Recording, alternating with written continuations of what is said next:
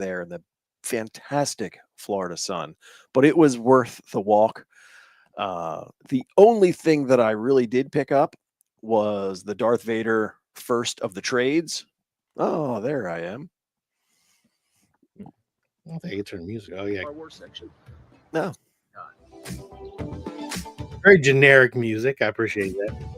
Oh yeah. No, that was probably one of the most impressive outside of a convention. Right. Like the statues they had, and well, there's a full size R2. I mean, the action figures. It reminded me of a kid like going to Kitty World or Toys R Us. There were so many. Yeah, you definitely. Again, you picked up one thing. I'm surprised. Did you see anything you like might have wanted, or you just kind of like, I'm cool? Oh, nothing that jumped out. I mean, I love the vintage stuff, and they had a pretty good vintage set right in here. I mean, I think I have most of what's in that case. Yeah, one day you gotta show your collection. Well, one day I need to display my collection. It's more or less in storage, but the statues were very cool. Hello, you ever been to Tate's? No, it's like 3.5 hours from me. So yeah, nice section, man. Models. No, several rows of Star Wars. I think that if you happen to be in the South Florida area, they had a lot of other stuff in there, which I could have done a much larger video covering everything. But Star Wars, I think the only section that was bigger than that, which I'm guessing the folks who own it or run it, was the Gundam. There was a ton of Gundam. Yeah. They also had another little spin-off store, like 2 doors down, that was into if you're into like D&D and role playing and the little metal figurines, they had a whole store devoted to that too. So, but yeah, so I picked up that Darth Vader first episodes trade. It was really good, so I am definitely going to pick up the rest of them because the story's fantastic. So if anybody hasn't read it before, I highly recommend it. It's really good. What is it about? It's kind of with the Darth Vader behind the scenes. I'm pretty sure it's in the Empire Strikes Back, like after A New Hope, because part of it talks about how the Emperor's not very happy with him after the destruction of the Death Star.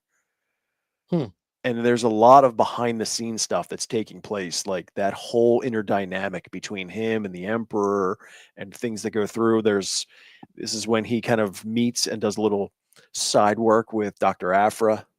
So it's really good. I can't wait to pick up the rest of them. Nice. So, but yes, that's all I got. Usually when I travel light. Even if I'm there for 3 or 4 days, I travel with a backpack, so I really don't have room for buying anything else. It's just Speedos and shirtless. So you're pretty much. Yep. Sun's out, guns out. Right, but awesome trip. I'm definitely going to stop there when I go back to visit my daughter. So, although you've been traveling around Disney and stuff like that, have you seen any like new stuff in the Star Wars area, or do you ever go over there? I always wonder, and I didn't see anything particularly new the last time. It's been a few weeks since we've been to the parks. Oh, okay. So I haven't seen anything really new, but I'm actually going to Disney Springs tomorrow, so I'll run right into the Star Wars store and all right. I look forward to your text with the pictures. Of course. I always blast you guys with picture text, waiting to see if there's anything you want. Yeah. Well, I still want that droid thing, so. Yeah, I'm still looking. I don't know. I don't know. I've never seen it, so. I know but you know what? You know what I didn't share, and I apologize for this. A little did get me something that I talked about everything else, but this thing right here, which was a popcorn thing, and he got me the little droid version of it, which was really cool. And I forgot to talk about it, but I know. Yeah. I thought you just hated it. And no. I forgot. I had put it over here with my droids, so it was pretty cool. It's just a popcorn thing, and it pops open and put the popcorn in there and all that kind of cool stuff. I appreciate you, man. I thought it was pretty good, pretty detailed, and I was like, you could always kind of like take the little hand strap off and Yeah, it's cool. I like it. It was dope. So I appreciate you, man. Thank you very much for this, man. Of course. Damn, you thought I didn't like it? My bad. No, I'm teasing you, man. I don't. Yeah, that's all we got. Ed, let's get into your news, buddy. All right.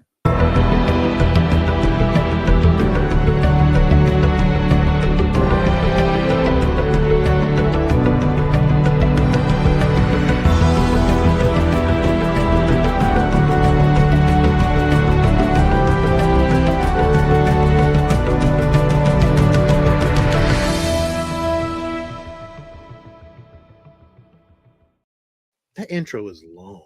I never really realized it till now. Like, that is really long.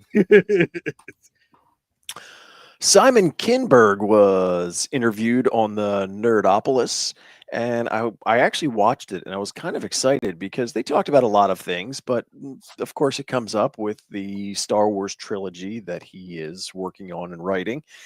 And the one thing that he said, which caught the news and caught my attention, was that he thought that Andor, and there's his quote right there, I thought it was about as good a science fiction storytelling as you can do in any franchise. And he wanted to talk about the inspiration from it. So it kind of made me think that, after watching it, he may use that, just the storytelling, the way it was done and everything, in what he's going to do, which, of course, if he gives us something that kind of has that level of feels like the real universe, the on set, the dialogue, the storytelling, I'm in. I'm excited if that's what he's looking at as his inspiration. It's interesting because, I go back to the original trilogy and thinking about Andor and stuff, and it's like you look at a lot of even secondary, third level character actors and stuff that were involved in these movies, and they were all pretty much like dramatic actors, right? It wasn't just kind of action stars or movie stars. Lucas took his base characters that were kind of no names and then tailored it around these great actors, not just anybody. Like, they all had minor roles, minor parts, but they were all actors, Yeah. Peter and Cushing. I think that's what like a lot of the movies nowadays are missing. And I think that's why like Andor was so good, was because if you looked at everybody that was in that, even if it was for a couple lines, even if it was for a couple scenes, what's up, Pat fam? It was done so well, and the actors were top notch. And like the lines that were, they took lines that other actors or other maybe movie stars, because I think there's a delineation between the two, right? If they would have said them the same way, wouldn't have hit as hard. And that's what I'm looking at now when I look at the scope of movies. Even when you're hearing like big dramatic dialogue scenes, like if the actor's not pulling it off, it brings that whole scene down. And I think that's what Andor did to elevate. Like, they didn't have, even though, yes, sets were great, action, pacing, all that kind of stuff was fantastic. You felt it all. But I really think it was the acting that really differentiated from everything else. No, I agree. And, and I haven't had a chance to really talk to you guys. I've been traveling, but I did see your episodes 1 and 2 for Alien Earth, and there's a Star Wars connection because obviously the actor who plays Nemec from Andor is also in that. But I get a similar feel as far as kind of both production level and the acting and the direction. I mean, yeah, be happy to join you guys on that, but it feels the same, and it's such good storytelling. It definitely, I'm hoping that this is a trend for the future. Everything. I agree. I think that it just has to, the stories got to hit, man, and they got to hit well. And once you get to that level of your storytelling, like the Star Wars, that oh man, Star Wars is struggling. I think, like, I'm not saying it's going to change the landscape, but Andor definitely set a higher fucking bar for everything going forward. It did. Just a higher bar, dude. And like, if you can't set that bar, then like you're gonna definitely flow. Like, I think the difference between that and Acolyte are like two different things. The bar for Andor was so high, even in the first season, that Acolyte didn't live up to that bar of storytelling. And it sucks because Acolyte could have been a great fucking show if it just was written better, and just the publicity. There was never any negativity and like uproar about Andor season 1 or season 2, and like you didn't hear anything in the news. The only thing you heard about was a strike, and that's what was, you know, great about that. Okay, cool. You didn't hear any, oh, this and this and this, we're doing this and we don't care about this. Like, yo, you cannot bring that kind of energy into your shit. Like, you gotta come with positive energy that you're trying to sell something to the fans. And I think some people don't understand that. Like, you need people to come see your movies. You need people to watch your shows. Like, keep it positive. Like, don't uproar anybody. Don't try not to offend anybody, and you're good. Whatever your shit is on the story, and the story is good, nobody's gonna give a shit. Like, and that's facts about Andor. There was a whole thing with, you know, the 2 women thing. Like, there was no uproar about that shit. And like, you just got to learn how to hit right, man. And when it hit right, boom, you good. Well, it's let your story do the talking. Right, Lil. Thank you. I think that's the big takeaway. But also, when you look at those He summed it two, up for me really well. Again, those 2 shows, again, outside of I'm gonna call him Squid Game because I thought he did a fantastic job in every scene he was in. I was very impressed with him. But outside of him, like the acting, again, when you're delivering dramatic lines and they're not hitting, you lose all that tension that you're building up. Great action, but everything else that was supposed to be dramatic, that was supposed to be serious, that was supposed to bring you down, didn't hit, and that's what faltered that series. I really do think if that series had the acting caliber of Andor, and I'm not talking about Skarsgård, like, you know, I mean, he's in his own world, you know, as good as he is. But if you look at all the other actors that were in there, if you had that similar type here in Acolyte, I think it would have hit different. I think a lot of that noise would have gone away, because a lot of the complaints we had were it wasn't even the writing though. A lot of the complaints we had were about the actors. Yeah, either that or the direction. I'm not sure where. I didn't have a problem with the actors. It was the direction of it. Like, it was. Yeah, you did. What was the character? She was in the books and stuff. The bald girl, the bald lady. I didn't have. I never that lied to everybody. Everybody had a problem with her every episode. Which episode? What character are you talking about? The Jedi Master. Yes. I didn't have a problem with her at all. It was her makeup that looked like shit, and Steve definitely had a problem because he made that shit felt. So I think Steve. I think it was her, but her line delivery wasn't great. How her characterization was not done well. Like, again, this is me hearing from all of you guys talking about this. If you go back to the tape, I agree. This is what, you know. Yeah. So again, if that changed and that was different, again, you add things up. You look at Skeleton Crew, right? Like, Skeleton Crew had some really good acting and kid acting. You hold it on a different scale, but the kid acting was good outside of who Fernando hated. I forgot the kid. Oh, the little kid, the main kid. I like that kid. Whim. Thank you.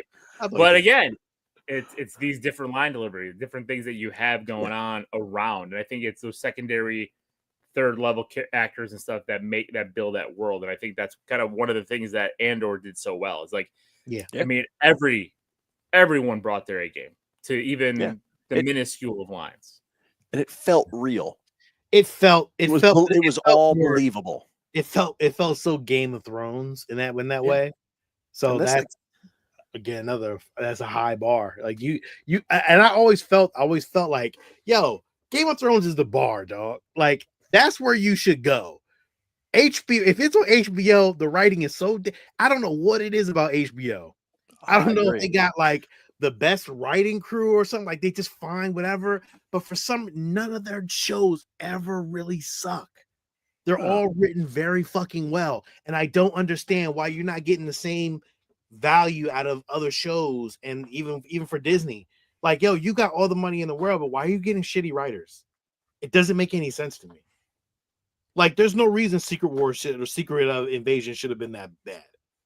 You know, there's no reason Mandalorian or even Book of Boba Fett shouldn't have been written that badly. It doesn't make any sense. This is your wheelhouse.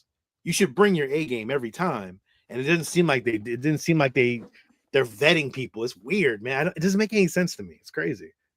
The HBO has way less fucking money than Disney does. No, they don't. They're Warner Brothers. Oh, they are Warner Brothers. Shit, I forgot about that. I mean, Well, they're it's right apples to there. apples. Yeah, I mean, like, you're right. and the thing is you're seeing a lot of these big series now come out of Apple and and all this stuff. Too. You talk about having money. Yeah. Apple's got money. Amazon's got money. Why do you think they're able to spend that kind of money on like a Lord of the Rings show? Like Fallout, all that stuff. Like we keep talking about like Disney has all the money in the world or Comcast or Universal, and it's like the game has changed dramatically with these other studios. I mean, Google's getting in the game. I mean, like, and now Paramount's out here trying to buy everyone. Like they are trying to buy everything. I mean, it's going to be it's going to be like Alien Earth, right? Where there's the big five that run everything, and that's kind of what we're getting to. Let me ask you a question. Actually, since we're sitting there talking about this, do you think Disney will ever sell those two properties, Marvel and let's say Marvel or Star Wars? I don't know. I mean, if I were them, I wouldn't, because they compete, always you make need that money, right? The IP is a very powerful thing in the industry, right? But here's the crazy part about IP, and I was learning more about this, and I have to correct myself on the Geek Show because I was talking about the Jason IP, and I got the two main stakeholders mixed up on who's doing what. But I was right, but I just had the wrong names attached. There's an IP loophole now that that's being used in writing, and it's came out in a lot of these horror films. It's why Wes Craven's estate owns a portion of A Nightmare on Elm Street. It's why there's no Nightmare on Elm Street movie coming out. Right. Wes Craven's estate doesn't want to do it. Robert Englund owns an apportionment of the Freddy Krueger character because of his likeness. Warner Brothers owns distribution rights internationally for A Nightmare on Elm Street. So like, it's IP is going to get so convoluted that studios are going to milk it now for as long as they can. Everything that they're picking up, that's why you see a lot of these acquisitions. It's why Paramount's buying all these things up, because eventually the IP is going to run dry. I mean, the Congress and stuff, that was extending IP rights out forever. Yeah. You know, for this, they kept going and kept those going. IPs are starting to end now. Like those. And they're not allowing the extensions anymore that they used to have. Right. So now you're seeing rights revert, people involved getting pieces of it, unless you get big cut checks, right? Like, and there are companies that have just written a check saying, okay, you got your IP back. We would like to still use this. Here's the Brinks truck. Will this make you happy? And then it's not that the rights are there. It's just they're allowed to play in that ball game. So do I see them selling it? No, because toys and other extensions to this are popular. Cartoons. I agree. Music.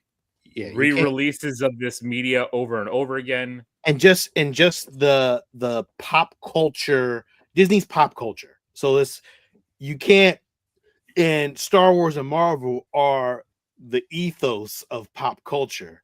Right, so now, I mean, they'll come up at some point. You can't, but I mean, let's be honest. Like, I don't think they're gonna run out of gas. Star Wars will never run out of gas in the next 20 years. Like, it'll always be effective in some kind of way. So, and Marvel will always be effective even longer. even longer, right? Yeah, Because I'm just giving a ballpark. that's Depends on how but long the that's how plan you lasts. continue to build, right? That's how you continue to build the IP brand to last. Yeah. You know, as much as we've hated on, and I know we're going to go at some point and re-review the sequel trilogies, right? Yeah. There are kids who grew up on the sequel trilogy. Kylo Ren's their Vader. No, it's just like the prequels. It's like the Yeah, prequels. exactly. It's We're living generational. in the prequel generation now, where the prequel people have the money that are spending the money on the prequel stuff. Yep. You know, we're the old fogies. Yeah. That are like, oh, give me the original trilogy, you know. But eventually, we're gonna all die off. Yeah.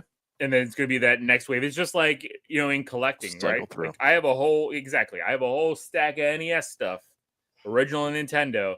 But what's really popular now? GameCube, Dreamcast, all this stuff from the late 90s, early 2000s, because all those kids that got those systems first are now in their 20s, early 30s, got money, and that's what they're buying. Nobody's buying the Nintendo stuff anymore. Well, the people still are, but the Nintendo stuff is not as valued as high as it once was. I agree. And that's the same thing you're going to see with Star Wars, right? Like as all of us start to fade into the existence, ether, our kids are going to sell all our stuff, and it's going to be all, you know, it's going to be all over the place, and it's not going to be, nobody's going to care because that's not their vintage. Yeah. Well, to your point with the IP, just another example of it rolling forward. Yep. I know this is not for everybody, but I am very much looking forward to this. And the more that I got into it, the names they have doing the voice work for this one, it's insane. These are just a few. Mark Hamill, obviously, Anthony Daniels, Sam Witwer, he's reprising his role as Darth Maul. Ashley Eckstein is doing, like, from Clone Wars Ahsoka Tano. James Arnold Taylor, the Clone Wars Obi-Wan Kenobi. Billy D. Williams, you've got Alan Tudyk doing K2SO. Ahmad Best, Jar Jar. I mean, you're pulling the actual people who've done these voices all for this. For them alone, I think will make this amazing. Well, and again, like you said, like this will be geared to the 5 to 10-year-old audience. And this will be their. No. I know. We all enjoy it. You know, I watch we cartoons don't. still. No, I don't watch any of this Lego. I know shit. you don't like the Lego stuff, but there's still cartoons we watch. Yeah. But the 5 to 10-year-olds that are going to watch this as their first introduction to Star Wars, they'll go back, watch the other stuff, but then they'll fall in love with this stuff. And then 20 years from now, what they're going to do is they're going to be looking for stuff that's associated with this. I agree. Well, and look, just in this one image, these are actual Lego products you can purchase. I mean, it's not even just like an offshoot to where, you know, you watch the Clone Wars and you can buy the Clone Wars as action figure. You can actually get that Ahsoka Tano set. Yeah. So it's another pull it in and spread it out. Is that big thing Ahsoka? Yes. Yeah. There's like they have. That's one of the big heads. Yeah, those big heads. I have not seen those. I don't go. It's sad. I don't go in the toy aisle anymore because it's like I just don't. There are Lego stores though. I don't go in the Lego stores either. I'm sorry to hear that. You're missing out. I don't. I can't. I cannot go down that rabbit hole. Even though there's a few things like I want the Game Boy Lego. I outside of that, man, I can't. So he is forcing me to buy that Jurassic Park Lego dinosaur with the bones. I haven't even seen that. Oh, I'm gonna get it for her though because I kind of want to see her build it. Not a lot as far as collection. The Sideshow Klaatu is now available for pre-order. I believe it will be available late first quarter, early second quarter of next year. They are all the 1/6 scale, and they're looking at around 280. Yeah, they're pretty cool. You know, I don't really collect a whole lot of things these days. Don't collect anything. But I have to say, you know, these look so impressive. Every time they release one and I look at this lineup, I'm like, they're amazing. I wish that my regular action figures looked that realistic. You can buy them still. They are available. Well, I mean, but I was always the 3 3/4 guy, and they would never. They couldn't scale them to be that detailed, but you can always change, Ed. You know this, right? Because you do have a couple of Hot Toys, if I'm not mistaken. I do. Thank you. And then the Medicom toy exhibition in Tokyo, and there was a ton of stuff across all kinds of different IPs. And the only thing that I saw in there that was Star Wars related was this BOSK, and I couldn't find any more specifics as far as details on this with price point, sizing of it. I mean, it's not a bad looking action figure. It's got a lot of articulation. Yeah, those are all prototypes right now, so you won't really. I don't think they'll have like a price range probably till like next quarter or something like that. But good looking piece. And then I didn't pull it, but I know you found something very interesting. I definitely found something very interesting, and I'm very excited for it. Home Depot is dropping life-size scaled R2D2. I mean, a damn. Yeah, the Christmas R2. Christmas and Halloween, apparently. Apparently, it's supposed to be Halloween too. Really? Yeah. Is the same thing both? It's supposed to be, yeah, the whole thing. It's just they did that for the other two. Like they had the Halloween and Christmas assortments. Like you could change them, like Vader holding a pumpkin or Vader, you know. So that's what I'm saying. Although you might be able to change these into like pumpkin things or something like that. I don't know, but so then that should be removable then. So then that R2 can sit in your foyer or whatever you have all year long, and then you can make him an Easter Bunny R2, which just put some little rabbit ears on him. Dude, if they made him a Valentine's R2, put a little heart on him. If they made it seasonal, oh my god, that's crazy! Look at the detail on this. If I can weather this thing, I will weather the shit out of this thing. That is what I was going to say. Is the only thing it's missing is the Sean weathering touch. I'll totally weather this. I'm gonna put some weathering on this thing. I'm getting this motherfucker, dog. No ifs, ands, and buts. I try to get it. Assuming it doesn't sell out. Because these things sell out in 30. Because when I try to get was it the Stormtrooper last year? Mm-hmm. Like that sold out in like 50 seconds. Like you tried to get it? Yeah, I did try to get it. I didn't know you were gonna try to get it. Shit. Yeah, it was cool as shit. So this may be the droid you're looking for. R2D2 has navigated his way to Home Depot near you. R2 is motion censored, activated, and comes to life with lights and classic R2D2 sounds.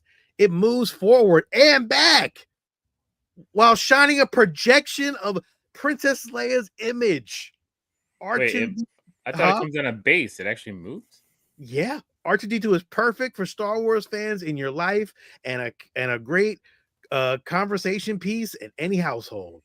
With holiday accessories included, R2D2 is also perfect for any Halloween or Christmas display. All right. I got to go reach out to some people at Home Depot and see if I'm interested now. Yo, sold me.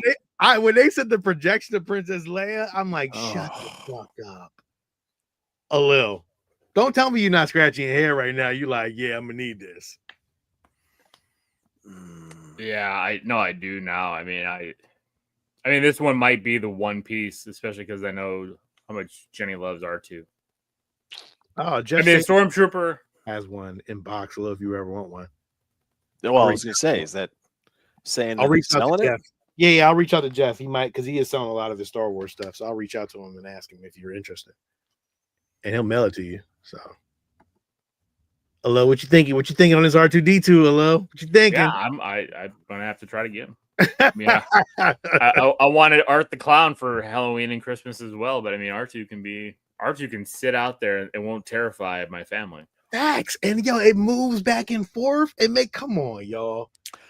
All three of us are getting it. See, now you've got me wondering, like, okay, how does this Princess Leia projection work? Can I change what he's projecting? Maybe. Like, if you can have it to where he's, especially based on the holiday, like he's projecting Jack Skellington or for Halloween. He said, or B. Arthur.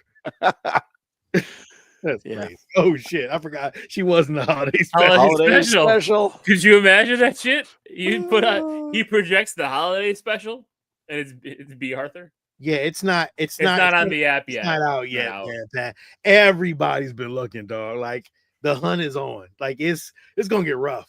Like this one's gonna get real rough. See, this is why I hate online shopping, man. They should just have them in stores. Yo, facts. All of us idiots can fight over it. Yeah, absolutely. Like old Black Friday. That's what I miss. I miss Yes. elbowing people in the face so I can get the free waffle iron. Come on, man. Like, let's go. In line at 4 a.m.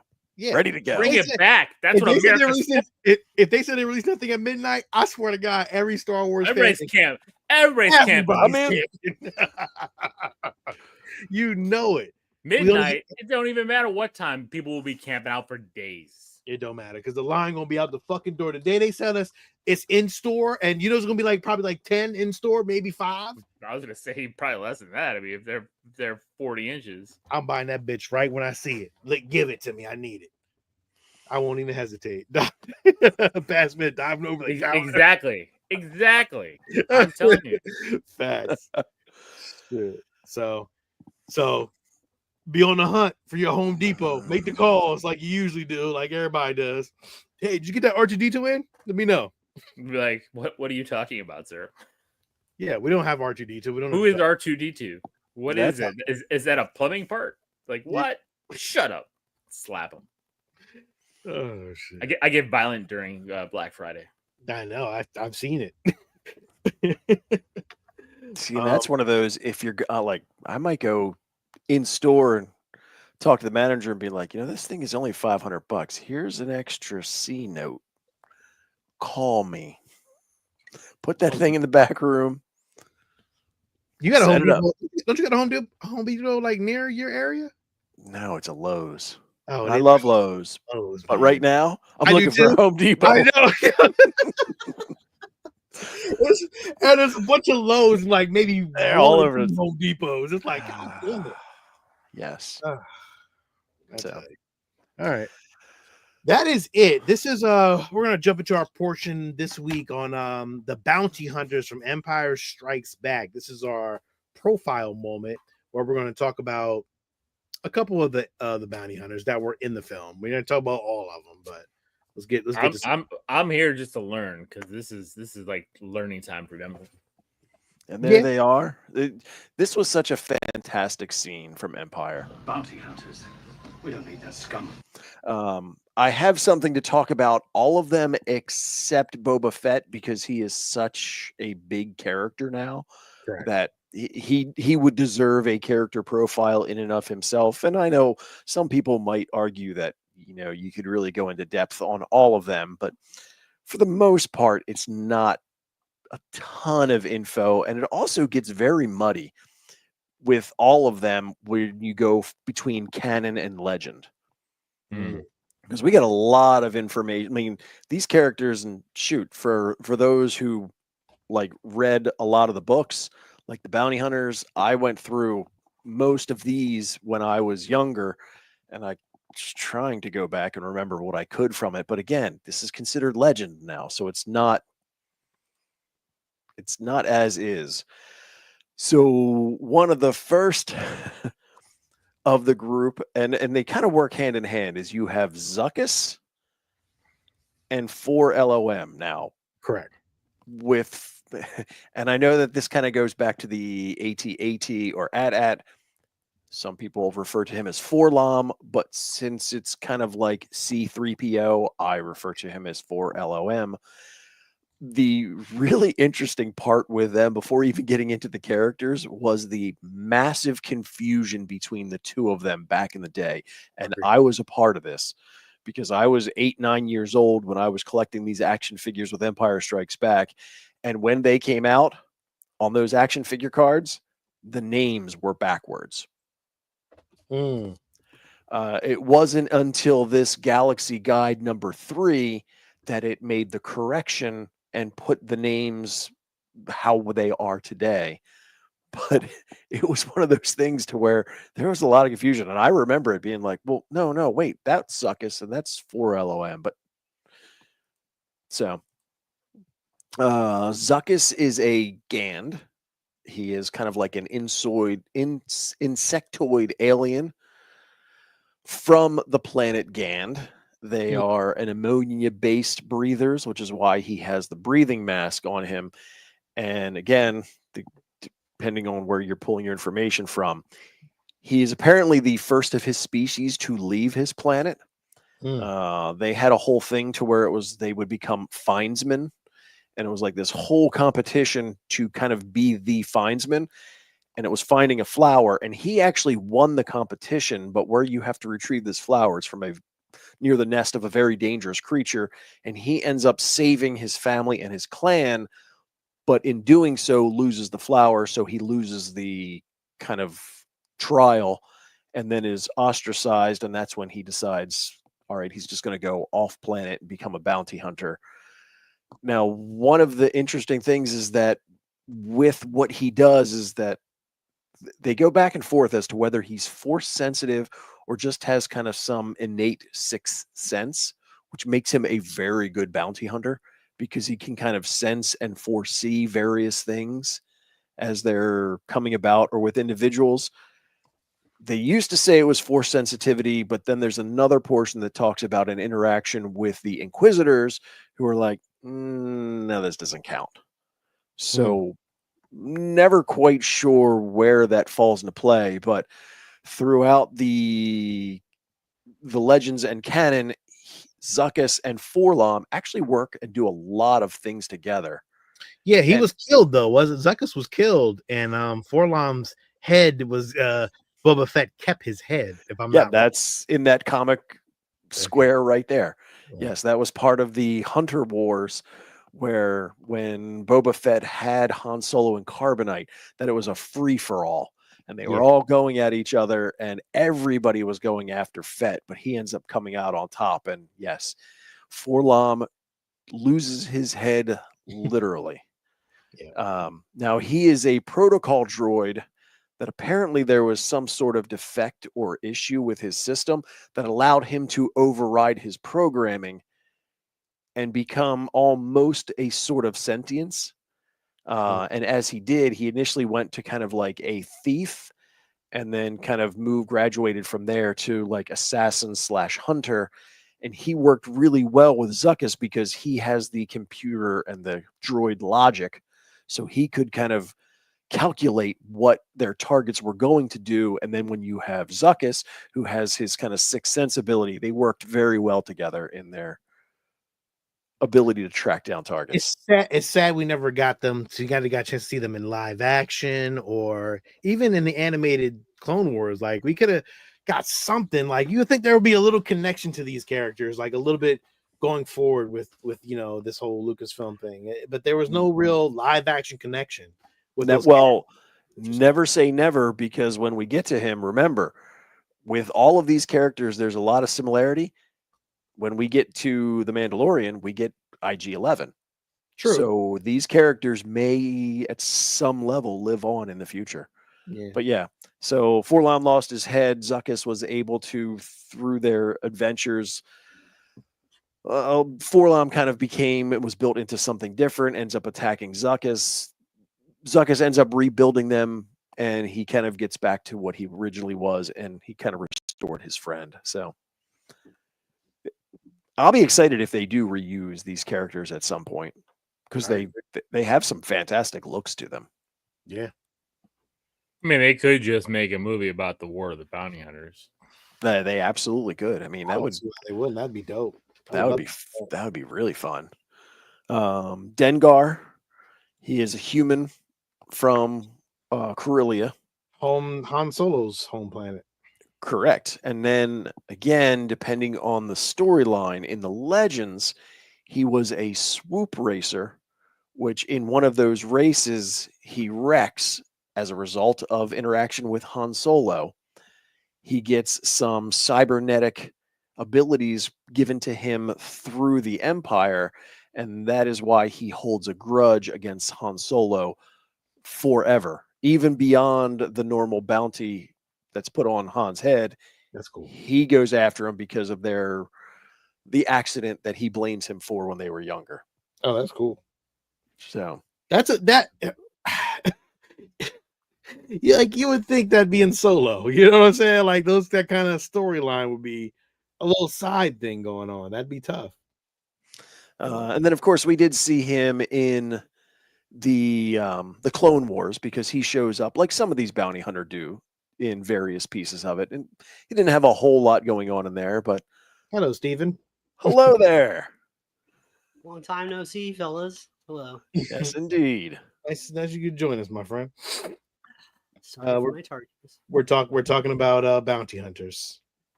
Continue on. I love Uh, hey, real quick, go back. I love Dengar's like look, like that, just the whole face and scratched up with a little bandage on it. It's weird how again, if you go back and look at all these characters and how they originally made this ILM and how they just put all this shit together, it to me is fucking fantastic. It's amazing how they did it out of nothing, like scraps and bullshit. Oh yeah. The other part within Legends is that it's actually Dengar with another bounty hunter who are on Tatooine and find and somewhat rescue Boba Fett after he blows himself using explosives out of the Sarlacc. Oh shit. So in the Legends, there is a level of friendship that's kind of between the two of them after he gets rescued. See shit like that. Like bring But back that's this all. character. Well, now that we have the Book of Boba, that is all. Again, it's Legends. It's that story never took place according to the. They the could canon. definitely have had him in Book of Boba Fett. Oh, absolutely. Yeah. And I think it would have made it very interesting, and again, given us more for a side character. Agreed. I always liked Bosk, and again, I know we did get a lot of him in the Clone Wars. Yes. Now, again, he was more of a background character in the gang with a young Boba Fett. And when they kind of go to the prison and he kind of works as a bodyguard. Boba Fett's But- mentor. This is Boba Yes. Fett's mentor, actually. Yeah. So in the Legends, there's some cool stuff because they talk about the Trandoshans in that they are just natural born hunters. Like that is their whole culture, their religion. That is everything about them is that they're hunters. The legend story is that when Bosk was born, because he's reptilian, that he's in a clutch, that he actually killed and ate all of his siblings, which made his father super proud that he was that cutthroat and ruthless to kill all of them. In Legends, his father is actually a head of the bounty hunter guild, and Bosk eventually ends up killing his own father in kind of this whole territorial. The guild gets split in half. There's a lot of various pieces, but I mean, they are. Was his father proud then too? Yeah, well, we see him working in the Clone Wars portion with other bounty hunters like Aura Singh, which was kind of nice to see her kind of brought out of kind of obscurity. And then the big thing in the Clone Wars aspect was him working with Boba to go and try and kill Mace Windu. Yes. Real quick facts. In Empire Strikes Back and Return of the Jedi, the Bosk costume was actually recycled costume from Doctor Who. So Interesting. yeah. And the Empire apparently wiped his criminal record clean during the Empire Strikes Back. Now, in the live action, Bosk gets a shout out in Solo. I don't know if anybody caught that little quick at one point when they're around the campfire, and it's Woody Harrelson's character. well, it's the woman that's part of their gang. That she's kind of pointing towards Han, like, really, you're bringing him along? You could have got somebody with some good background and a real hunter like Bosk. So it was kind of nice that he's in that realm. And then in the Bounty Hunter Wars, again, everybody's after Fett. He makes the attempt too, and Fett ends up blowing him up to where he loses several limbs, but because of his reptilian species, he ends up growing his limbs back. But he blows his legs off. Nice. Yes. That's cool. And then finally is IG-88, which, as I mentioned, is the perfect example of how we may get them again in the future. Because he looks cool, but I know as a kid, I always looked at him like, okay, we saw Boba Fett. I can look at like Dengar and Bosk, but how would this droid be a bounty hunter and an assassin? Well, based on what we see in The Mandalorian, they are badass. Right. With regards to the IGs, they have kind of a history to where we see the Lance ones, which would have been the precursor in the Gendy series. And then before this version is made, you have the Lance ones that were working with General Grievous.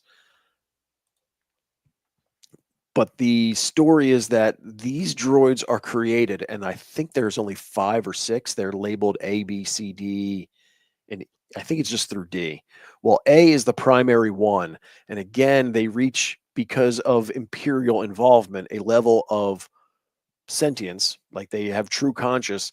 And these droids are super smart. And they kind of determine that the droids should run the galaxy. So the B version actually goes off to be a bounty hunter almost as a distraction. Meanwhile, in the legend story is that the IGA actually infiltrates the Imperial network, finds the location of the Death Star 2 at the forest moon of Endor, and is about to upload its consciousness to take control of the Death Star, but it's just a few minutes too late because Lando beat him to it and blows it up. That's cool. So, if you don't know, in the original Star Wars Cantina scene, you see IG-88 heads around. There you go. Thank you. Thank you. So those are repurposed. Repurposed from the original. The pieces come from a Rolls Royce. Yeah, jet engine. Jet engine, yeah. So it's cool. So, and he even makes kind of a cameo appearance in when Chewbacca goes to rescue C-3PO from the Ugnaughts on Cloud City. Yeah, there's a defunct IG unit droid laying up against in the junk pile. Oh, cool. So I've always wanted one of those heads, like just they're expensive now, like very expensive. Oh, yeah. If you could get your hands on one of those. I don't know where the fuck they got all these Rolls Royce heads from, but clearly they were just throwing them away back then. So. Well, it's just a big jet engine. And I think there are 4 of those inside the engine itself. You figure back in the day when they were making this, as we saw throughout Star Wars, they're taking, Darth Vader's lightsaber is the metal post from an old school camera with the flashbulb attachment. So they just found the most obscure things and retrofitted it and gave us these fantastic items in Star Wars. Yep. I tell you, what they did with that stuff, man. Oh, if I had a 3D printer, Pat, I had a 3D printer. But there's some people that actually make them, though. Like, they cast them out of metal. So I would always look for one, but I can't never find one. I'm going to find one at some point, though. I'm going to go to the farmer's market. You'll out of the back of somebody's car. You're like, oh. And they won't know what it is. And they'll be like, I think it's a coffee maker. Jet engine in the back of his truck. No, thanks, man. $5. Yep, I'll take it. So yeah, a lot of good stories that are part of the legend for those bounty hunters. I would love to see them come back in some form, like IG-11. Yes, I think they deserve more of a story to close out. Why can't we get a cool bounty hunter Star Wars video game where you create your own bounty hunter and then you go on missions with these guys? You team up, or like maybe you have to go against them. Something like that. That sounds so awesome. Yes. Like, how are they not coming up with this shit? Because it's an idea, it's a concept, but then you actually have to write the dialogue and stories and all that other shit. That's tricky. And we did see that last Star Wars game flop. So, and that was based off of bounty hunters and shit like that. So, if that didn't go well, clearly a game like that wouldn't go well either. You actually have some cool missions to get sent on. You know what I mean? like, oh, we need you to take down this. There's a Jedi hiding amongst the mountains of this one planet. We need you to bring him in. Yeah, Fucking Pat. I think swoop. Pat. I think I'm gonna reach out to Joel. I think Joel might be able to make one for me. So we'll see. But I think especially Bosk. I would like to see Bosk in live action. we already seen IG. He's so clumsy looking. Like, it doesn't look That's like why he I can want to see it. run very fast or like do stuff good. He does pretty well in the Clone Wars. So it's not like there's a couple Well, Clone Wars. animation, I'm sure he moves great. But Yeah. Yeah, Oh, you yeah. just make him CG. He's a lizard man. Yeah, of course. They can make him CG easily. That's not hard anymore. Yeah. It used to be. It's not hard anymore. You can pull that off very well. So that's really it, man. We're at our mark. Shit, it's almost 10 o'clock. yeah, All right. it's been a long show. Not too bad. Yeah, man. Just listen. Drop a like, comment. Let us know how we're doing. Make sure you follow the Stargeekz Fleet page. It is always up. Share your collections, please, because I want to start going through a lot of collections at some point. DM me if you want to do that. Also, yeah, I'm on Facebook. Sean loves it when you slide into his DMs. Yeah, I love it when you slide into my DMs and post collection pictures. Sounds so dirty. Yeah, and then make sure we're here every week, man. We're gonna probably do. Ed does a great job with these character profile things. He has a bunch of info, which is cool. If anybody's got suggestions on characters they want us to talk about, let me know. We need to get into some characters that we're never gonna see in live action, like some of those extended universe characters like Mara Jade and shit like that we're never gonna see. Like, it'd be cool to get a deep dive. I think you're right, because a lot of people don't know the backstories on those Or characters. the Solo twins. Remember them from the books? I've got the encyclopedia, so Yeah, we got 50 of those books. How about some real Luke Skywalker stories from the extended universe where he did some cool shit, not just turn into a hermit and drink. Well, gross wait, milk. there's also one Yeah. Return to the Dark Side. That'd be fucking sweet to talk about that one too. Yeah, we might have to Steve, thank you. See, this is, even though you came in 5 minutes, you still brought a little bit of something. Boom! That's why you don't fire me. Dropping bombs. A little over here on the side. We're gonna just talk when enjoying- we're done recording about my tardiness. I know. But A little on the side, just enjoying the content, taking it all in. Like, I didn't even know any of this stuff, but I love it. I'm like, hey, cool. Now you know. But see, you know what's crazy? Now you know, though, and you know just a little bit more. You're like, damn, like I know a little bit more information about certain Star Wars characters that I knew nothing about.